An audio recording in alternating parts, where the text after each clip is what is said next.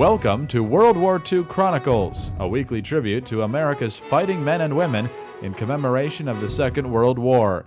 These programs are narrated by Ed Herlihy and are based on the news broadcasts of the war period from the recorded sound collection of the National Archives in Washington, D.C. The administrator of America's Lend-Lease plan reports personally to President Roosevelt, gives facts and figures that can be revealed on what the United States is doing to aid her allies. He tells of the vast shipments of food, tools, machinery, and weapons of all kinds.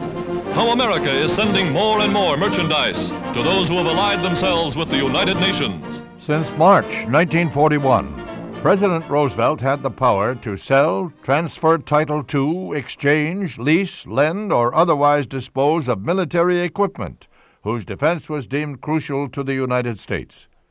This was part of the Lend-Lease Act, which initially loaned war material to Greece and Great Britain. As the war progressed, other nations were granted Lend-Lease aid. In Washington, this country and Chile signed a Lend-Lease agreement today. In it, the defense of Chile is described as vital to the defense of the United States.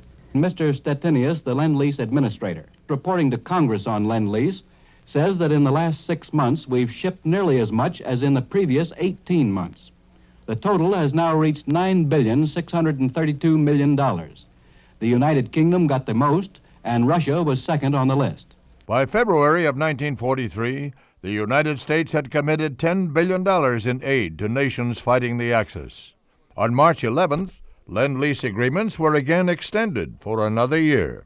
Following the House passage yesterday, the Senate debated it only 2 hours and 20 minutes this afternoon, then passed it 82-0. The President signed the bill at 5:45 this evening, just an hour ago. Lend-Lease was 2 years old today.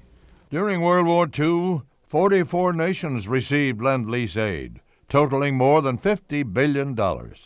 After the war, Lend-Lease evolved into foreign aid, and in 1947, into the Marshall Plan, which offered U.S. help to European nations that joined in post-war recovery efforts. I'm Ed Herlihy. Join me next time for World War II Chronicles. World War II Chronicles was produced by the American Veterans Center and Radio America in cooperation with the National Archives. To listen to more episodes, subscribe on iTunes or visit AmericanVeteransCenter.org. We need your help to keep the legacy of our World War II generation alive. Visit AmericanVeteransCenter.org to make a donation to support World War II Chronicles and the ongoing work of the American Veterans Center.